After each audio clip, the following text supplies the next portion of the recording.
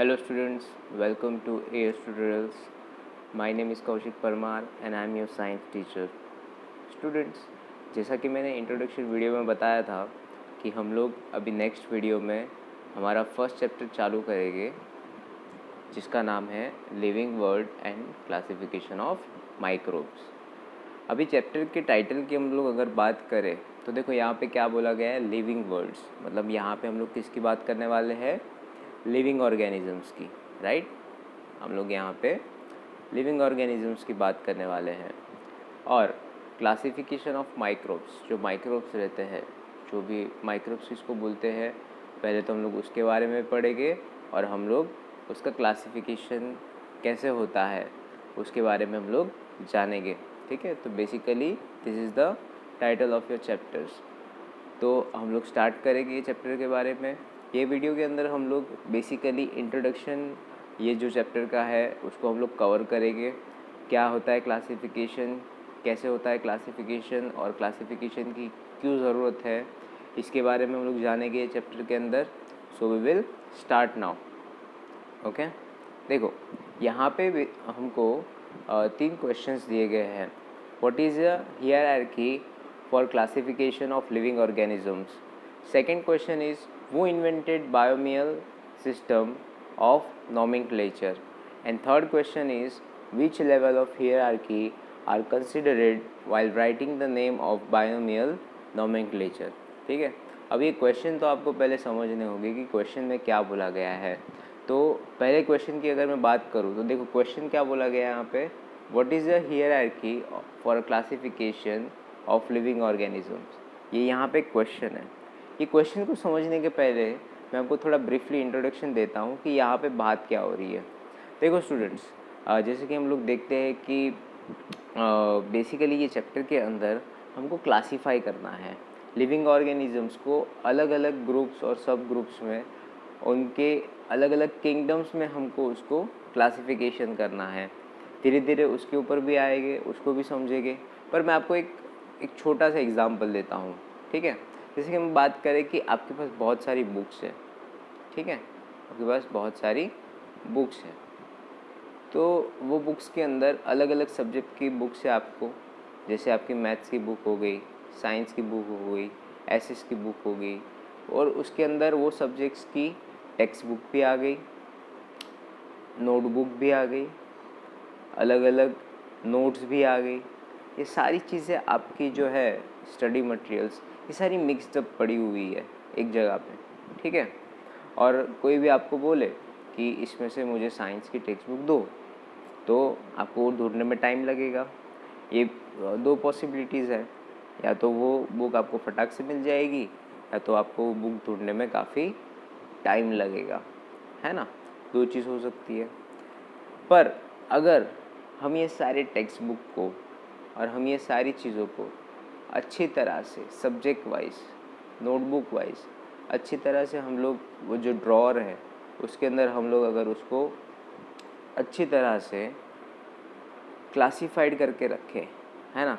जैसे बोलो कि यहाँ पे मैंने 4 बॉक्स बना दिए, मेरे पास 4 सब्जेक्ट है। मैथ्स, तो ये बॉक्स के अंदर मेरे सारे मैथ्स के टेक्स्ट बुक रहेंगे, मैथ्स की नोट्स बुक रहेगी, जो भी सारा मैथ्स के रिलेटेड स्टफ़ है, जो भी मैथ्स के रिलेटेड स्टडी मटेरियल है, वो मैं ये बॉक्स में रखूँगा, बॉक्स नंबर 1 में। ठीक है, मैं अगर साइंस की बात करूँ तो मेरे साइंस के रिलेटेड जितने भी बुक्स है, जो भी है, जो भी चीज़ें हैं, वो मैं साइंस के बॉक्स में रखूँगा। मैंने बॉक्स को नाम दे दिए है।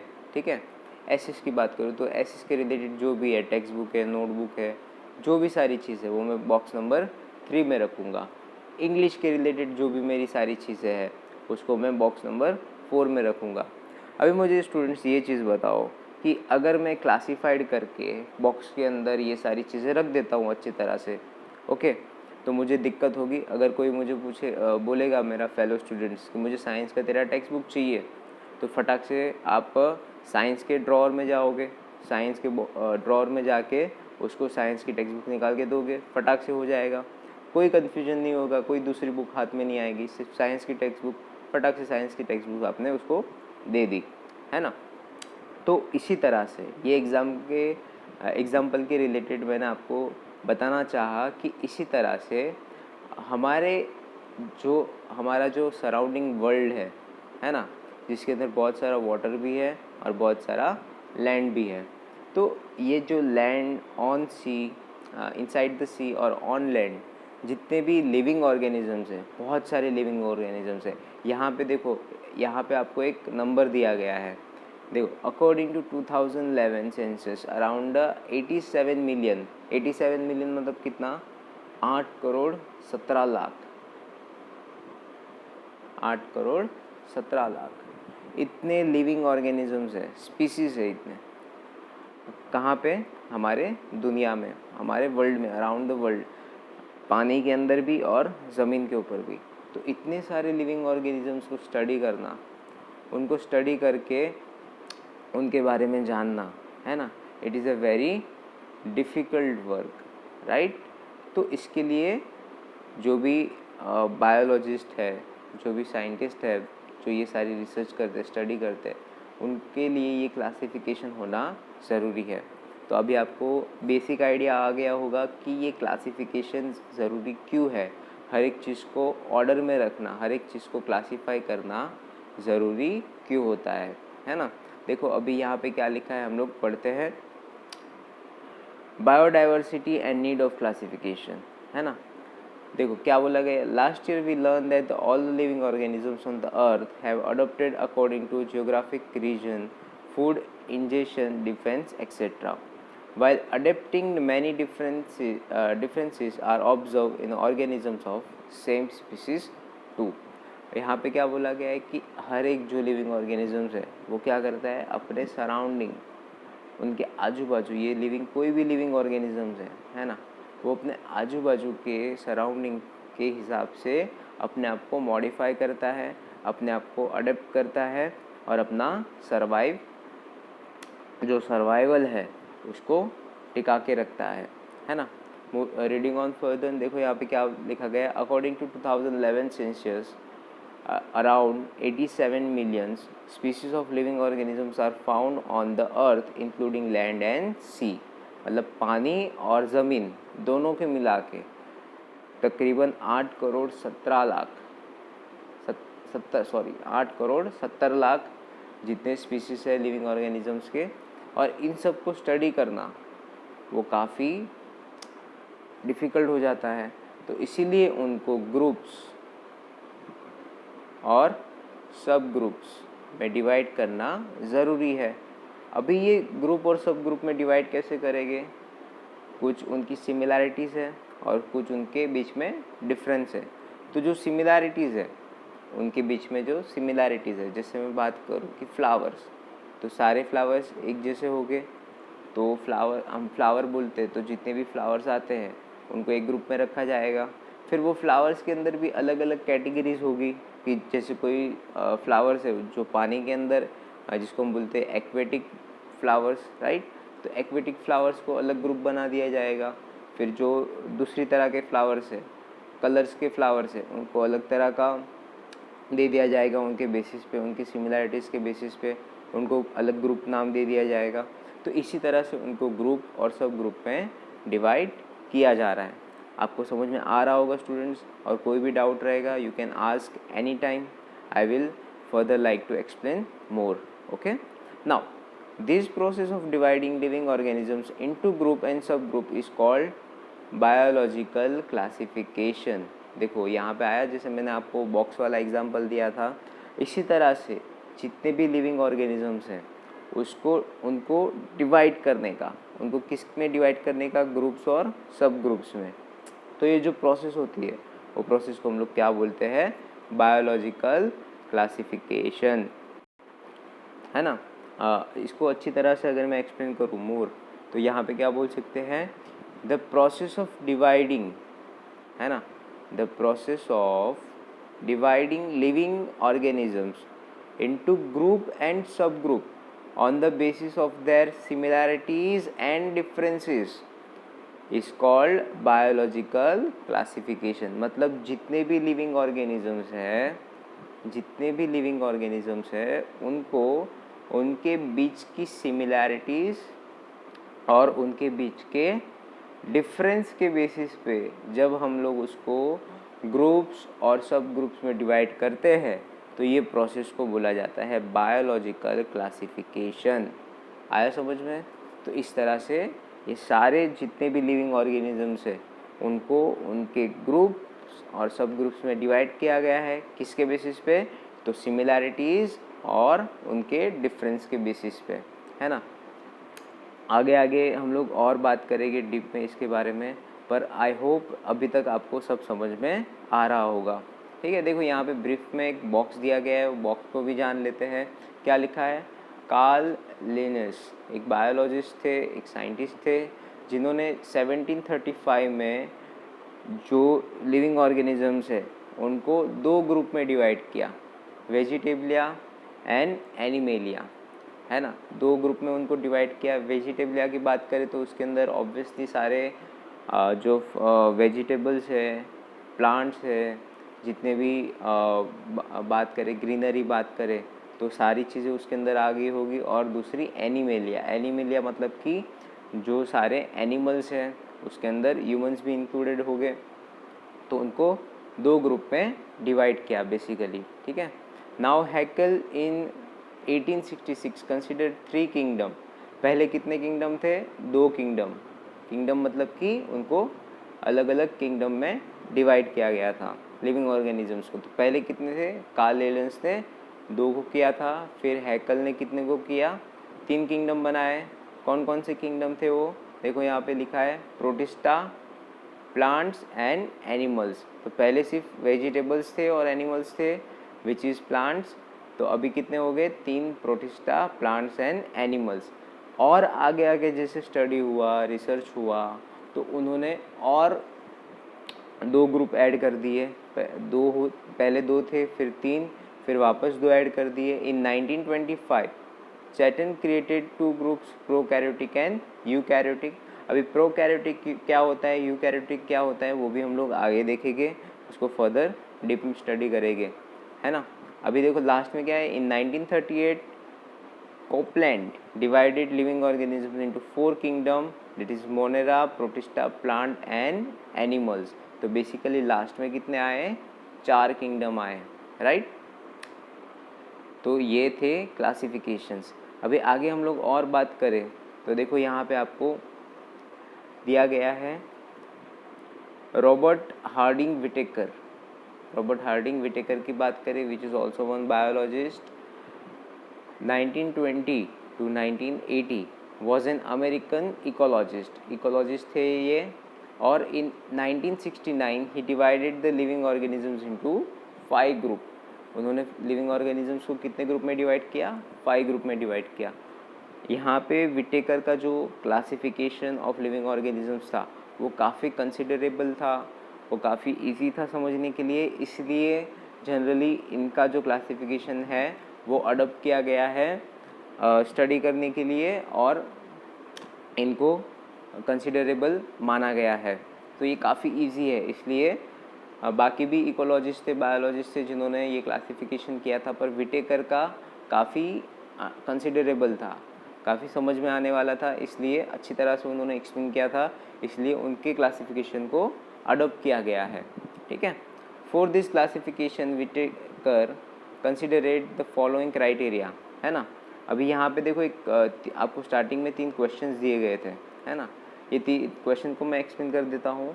What is a hierarchy for classification of living organisms, है ना। ये क्वेश्चन को यहाँ पे इसको हम लोग आंसर फाइंड आउट कर सकते हैं कि हियरार्की मतलब क्राइटेरिया क्या है ना। क्लासिफिकेशन करने के लिए क्राइटेरिया क्या है, लिविंग ऑर्गेनिज्म जो है उनको क्लासीफाई करने के लिए क्राइटेरिया क्या है, तो उसका आंसर यहाँ पे हमको मिलेगा ना। वो इन्वेंटेड द बायोमियल सिस्टम, मतलब जो बाइनोमियल सिस्टम है नोमेनक्लेचर का, नोमेनक्लेचर मतलब कि नाम देना लिविंग ऑर्गेनिजम्स को, वो किसने इन्वेंट किया था उसके बारे में हम लोग जानेंगे। और थर्ड क्वेश्चन है, which level of hierarchy are considered while writing the name of binomial nomenclature. Which level, कौन से लेवल के ये जो क्राइटेरिया है उसको कंसिडर किया जाता है जब हम लोग बाइनोमियल नोमेनक्लेचर करते हैं। कोई भी लिविंग ऑर्गेनिजम्स को जब हम लोग नाम देते हैं तो वो लिविंग ऑर्गेनिजम्स को नाम देने के लिए कौन सा क्राइटेरिया यूज़ होता है, वो आंसर भी हम लोग देखेंगे।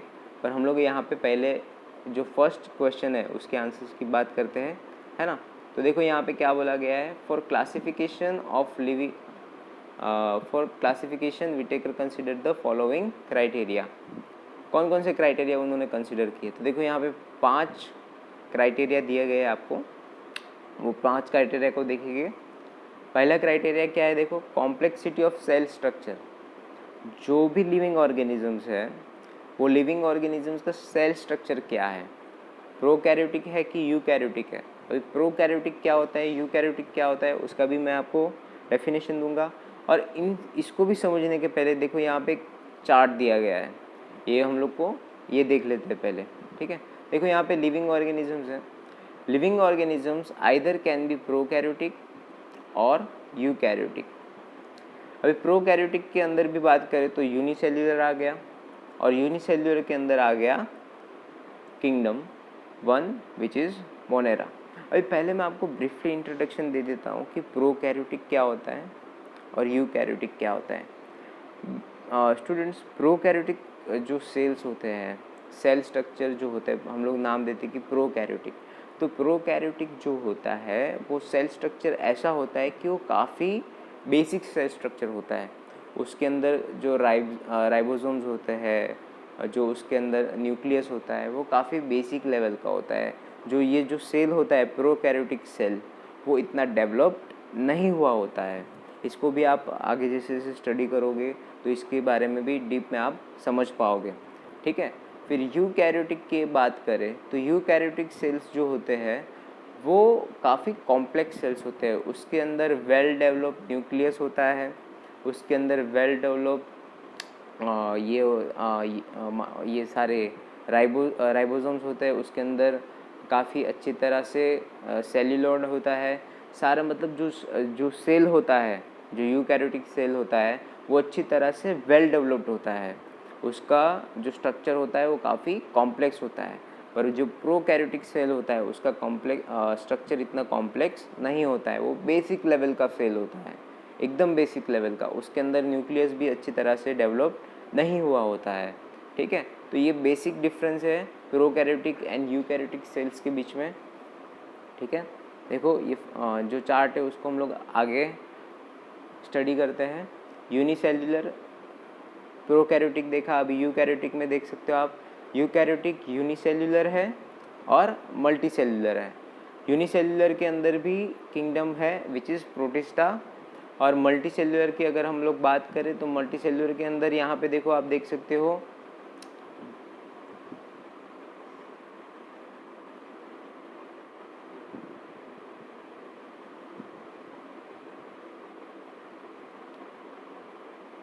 किंगडम, यहाँ पे अलग दूसरे 3 किंगडम है which is kingdom fungi, kingdom Plantae और किंगडम एनिमेलिया, है ना। ये 3 आप देख सकते हो kingdom which is a multi cellular kingdom. तो ये चार्ट अगर आप अच्छे से देखोगे आपको समझ में आ जाएगा। किंगडम फंगाई की बात करें तो cell wall present but organisms can't perform photosynthesis.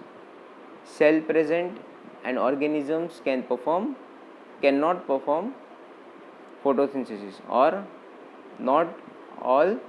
Not cell wall present, ठीक है, नो सेल वॉल। तो ये सारी चीज़ें हैं किंगडम फंगाई, प्लांटे और एनिमेलिया के अंदर।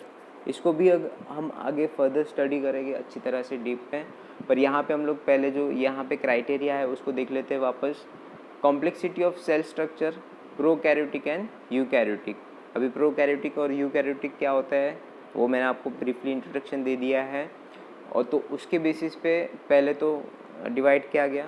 कॉम्प्लेक्सिटी ऑफ ऑर्गेनिजम्स यूनिसेल्युलर है या मल्टी सेल्युलर। यूनिसेल्युलर मतलब क्या कि एक सिंगल सेल से बना हुआ, और मल्टी सेल्युलर मतलब कि बहुत सारे सेल से बना हुआ। तो ये डिफरेंस है complexity of organisms. Now mode of nutrition, कौन कौन सा मोड ऑफ न्यूट्रिशन है, खाना वो कैसे बनाता है, अपने आप को न्यूट्रिशन कैसे देता है ना। तो प्लांट की बात करें तो ऑटोट्रॉफिक मतलब क्या कि जो अपना खाना खुद से बनाता हो, है ना। Saprophytic fungi absorb from the death organisms, जो मरे हुए ऑर्गेनिजम्स होते हैं उसके उसका जो न्यूट्रिशन होता है वो एब्जॉर्ब करके फंगाई अपना लाइफ चलाता है, ग्रोथ करता है। Third is a animal which is heterotrophic. Heterotrophic मतलब कि जो दूसरे के ऊपर डिपेंड रहते हैं, जो अपना खाना खुद नहीं बना पाते, तो that is the animals, right. All animals are included in. सिर्फ जो प्लांट्स होते हैं वही अपना खाना खुद बना पाते हैं by the process of photosynthesis, right. Fourth is a lifestyle. Lifestyle के अंदर आ गया plant which is a producer, animal which is a consumer and fungi which is a decomposer. Obviously plant is a producer, मतलब वो खाना खुद बनाते हैं। Animal की बात करें तो खाना कंज्यूम करते हैं। फंगाई की बात करें तो क्या करते हैं, डिकम्पोज करते हैं, मतलब जो भी डेथ एनिमल्स है उनको वो डिकम्पोज करते हैं, right. And fifth and the last one is a phylogenetic relationship. What is a phylogenetic relationship, वो भी हम लोग आगे देखेंगे। Prokaryotic to eukaryotic, unicellular to multicellular, मतलब कि वो डेवलप्ड कैसे होता है, वो जो ऑर्गेनिजम्स है उसका डेवलपिंग स्ट्रक्चर कैसा है, वो डेवलप कैसे होता है, उसके अंदर जो सेल्स है वो मल्टीपल कैसे होते हैं, यूनिसेल्युलर से मल्टीसेल्युलर कैसे बनते हैं, वो जो स्ट्रक्चर है उसको बोलते हैं फाइलोजेनेटिक रिलेशनशिप, ठीक है। तो स्टूडेंट्स, ये वीडियो के अंदर हम लोग इतना ही इंक्लूड करेंगे। ये चैप्टर्स के अंदर जो भी चीज़ें हैं आपको समझ में अगर ना आई हो, you can ask any time, okay. Now this was basically your introduction of this chapter. I hope ये सारी चीज़ें आपको समझ में आए होंगे। ये सारे बायोलॉजिकल वर्ड्स हैं। कुछ कुछ वर्ड्स अगर आपको समझ में ना आए तो you can ask any time, okay. और नेक्स्ट चैप्टर के अंदर हम लोग ये जो रिमेनिंग चैप्टर्स है उसको हम लोग कंप्लीट करेंगे, okay students. So learn it well and understand it well. Thank you.